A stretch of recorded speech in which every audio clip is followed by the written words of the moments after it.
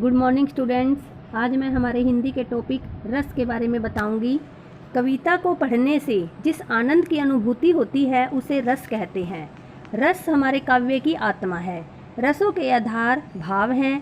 भाव मन के विकारों को कहते हैं। ये दो प्रकार के होते हैं, स्थायी भाव और संचारी भाव।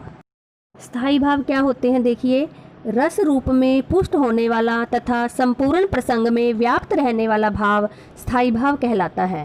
स्थायी भाव 9 माने गए हैं, किंतु वात्सल्य नाम का 10वां स्थायी भाव तथा भगवद विषयक रति को भी स्थायी भाव की मान्यता दे दी गई है। अब रस 11 माने जाते हैं। नीचे क्रमशः पहले रस और उसके बाद स्थायी भाव दिए गए हैं। देखिए, श्रृंगार का स्थायी भाव है रति, हास्य का हास, करुण का स्थायी भाव है शोक, रौद्र का है क्रोध, वीर का है उत्साह, भयानक का है भय, विभत्स का है जुगुप्सा, अद्भुत का है विस्मय, शांत का है निर्वेद, वात्सल्य का स्थायी भाव है वत्सल। श्रृंगार रस क्या होता है? देखिए, जब किसी काव्य में नायक नायिका के प्रेम, मिलने, बिछुड़ने आदि जैसी क्रियाओं का वर्णन होता है तो वहाँ श्रृंगार रस होता है। यह 2 प्रकार का होता है, संयोग श्रृंगार, वियोग श्रृंगार। सबसे पहले हम संयोग श्रृंगार देखेंगे क्या होता है। जब नायक नायिका के मिलने और प्रेम क्रियाओं का वर्णन होता है तो संयोग श्रृंगार होता है। जैसे, मेरे तो गिरधर गोपाल दूसरों न कोई, जाके तो गिरधर गोपाल दूसरों न कोई। अब हम देखेंगे वियोग श्रृंगार क्या होता है। जब नायक नायिका के बिछुड़ने का वर्णन होता है तो वहाँ वियोग श्रृंगार होता है। जैसे, हे खग मृग हे मधुकर श्रेणी, तुम देखी सीता मृग नैनी। अब हम हास्य रस के बारे में पढ़ेंगे। जब किसी काव्य आदि को पढ़कर हमें हंसी आए तो समझ लीजिए कि वहाँ हास्य रस है। जैसे, चींटी चढ़ी पहाड़ पे मरने के वास्ते, नीचे खड़े कपिल देव कैच लेने के वास्ते। तो यह काव्य पढ़ते ही हमें हंसी आती है, तो इसलिए यहाँ हास्य रस है। अब हम करुण रस के बारे में पढ़ेंगे। जब भी किसी साहित्य, काव्य, पद्य आदि को पढ़ने के बाद हमारे मन में करुणा, दया का भाव उत्पन्न होता हो तो वहाँ करुण रस होता है। जैसे, दुख ही जीवन की कथा रही, क्या कहूँ आज जो नहीं कही। उसके बाद हम रौद्र रस के बारे में पढ़ेंगे। जब किसी काव्य में किसी व्यक्ति के क्रोध का वर्णन होता है तो वहाँ रौद्र रस होता है। देखिए, जैसे, अस कही रघुपति चाप चढ़ावा, यह मत लक्ष्मण के मन भावा, संधा नेहूँ प्रभु बिसिख कराला, उठी उदती उर अंतर ज्वाला। वीर रस। देखिए बच्चों, वीर रस क्या होता है?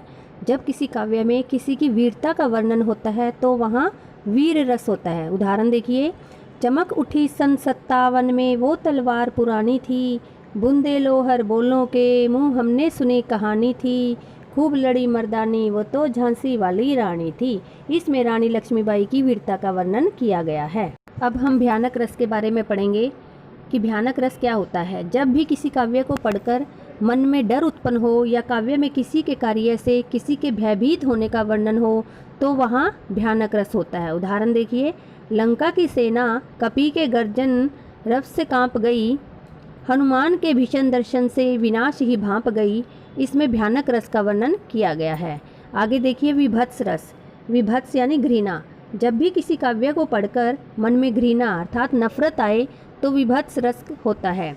ये रस मुख्यतः युद्धों में वर्णन किया जाता है, जिनमें युद्ध के पश्चात लाशों, चील, कौओं का बड़ा ही घृणास्पद वर्णन होता है। उदाहरण देखिए, कौ अंतड़िणी की पहिरी माल, इतरात दिखावट, कौ चरवीले चोप सहित निज अंगनी लावत। अब हम अद्भुत रस के बारे में पढ़ेंगे कि अद्भुत रस क्या होता है। जब किसी पद्य या कृति या काव्य में किसी ऐसी बात का वर्णन होता हो जिससे पढ़कर या सुनकर आश्चर्य हो तो अद्भुत रस होता है। उदाहरण देखिए, कनक भुद्राकार शरीरा, समर भयंकर अतिबल वीरा।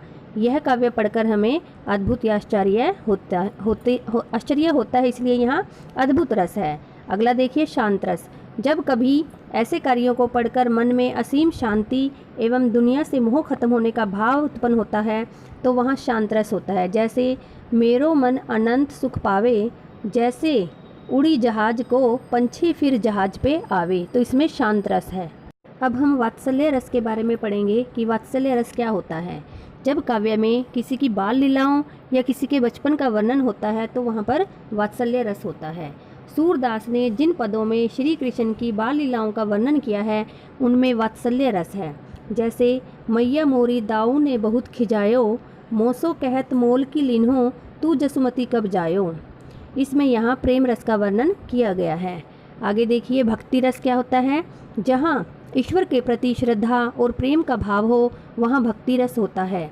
अनुभाव, ध्यान लगाना, माला जपना, आंखें मूंदना, कीर्तन करना, रोना, सिर झुकाना आदि ये सब भक्ति रस में आते हैं। जैसे मेरो मन अनंत कहाँ सुख पावे, जैसे उड़ी जहाज को पंछी पुनी जहाज पे आवे, कमल कमल नयन को छाड़ी महातम और देव को ध्यावे, परम गंग को छाड़ी प्यासो दुर्मति कूप खनावे। इसमें भक्ति रस का वर्णन किया गया है।